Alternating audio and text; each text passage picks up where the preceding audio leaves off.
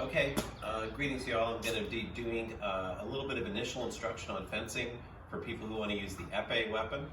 As I mentioned in the last video, there are three main weapons in fencing: saber, épée, and foil. Épée is kind of a hefty weapon. It's got usually a handle like a pistol, although it can also be a long, thin handle called a French grip. And I'm initially just going to show in this video foot position and body position and practices with footwork. If we have time, we'll get to the weapon, but for now, just positioning. The key thing for positioning your feet, and I have to stand back initially to show this, is that your front foot is pointed at your opponent, and your back foot is usually pointed sideways or at a diagonal. I'll come up to the camera and sort of show this. If you are like me, it's going to be like this. Person who's right-handed is like this, but in any case, the foot that's pointed at your opponent is the front one. That's the same foot that you're holding your weapon with. So here I'm a right-hander, here I'm a left-hander. And the line that runs between the heels of the feet, from this palm to this palm, if we're talking palms instead of heels, is a direct line. So you don't really want to have one foot out to the side or to the back. I'm going to do this as a lefty because that's what I actually am, but basically the same principles apply. Usually I am, when I start, I'm square on the front and back foot with even weight. Heels are lined up. My body is positioned pretty squarely over my hips. If you look at it from side, you don't want to really be leaning forward or backwards unless you have a specific reason to do that. There are fencers who take that approach and take advantage of it. For most of us, it's very tiring. So once one has that basic position, the goal is just to practice moving back and forth. If you're moving forward, step first with your front foot. Follow with the back. Moving backwards, step first with the back foot. Follow with the front.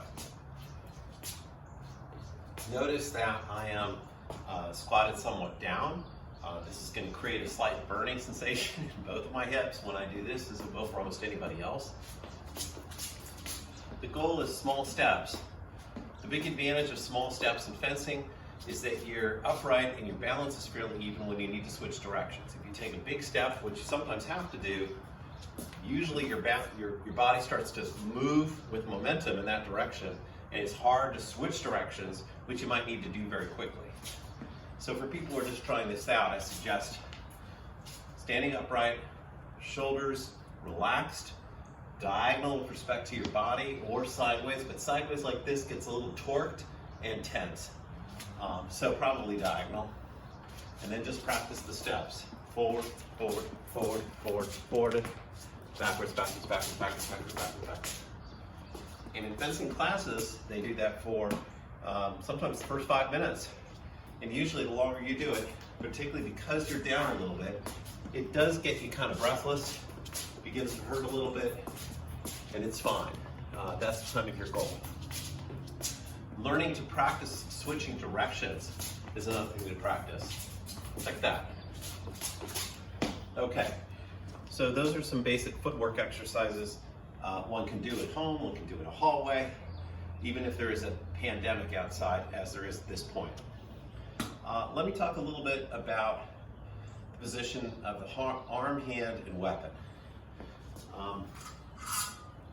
This is the épée, and pretty much everybody understands you're going to stick them with the pointy end, as they say in Game of Thrones, and the temptation is to pretty much hold the weapon like this, where it's a straight line in front of the person who's holding it. If I'm right-handed, holding it like this. That is not quite right, but it's close. You do want your tip targeted on your opponent. So if the opponent is standing in front of me, I'm usually pointing at the shoulder that is closest to my weapon tip.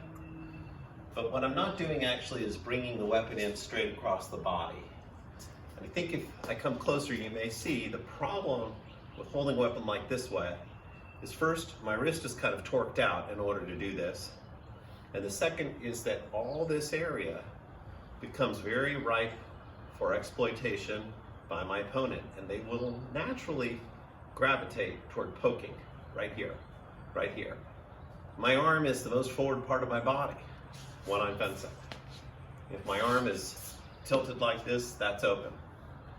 So the only way to prevent that is to bring the wrist out and to let the arm form a natural angle in which the tip of the blade is still pointed at the target, but slightly diagonal. And there's a nice gentle curve all the way back to the body. With this position, if I'm doing it right, it should be actually pretty hard to see my elbow because this piece of metal is now guarding it. My body seems a little more exposed, which might feel slightly awkward at first. But for my opponent, this natural target of my outer arm is no longer as easily available. And if they go for my chest, they have to cross 2 more feet to get to it. So in principle, I should be able to handle that as they come in.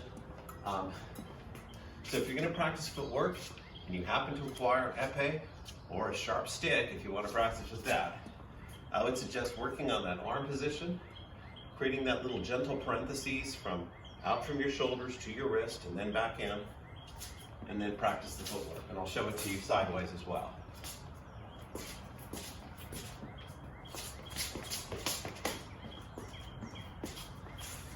And that's lesson number 1 for today. Thanks for your attention. Stay safe out there.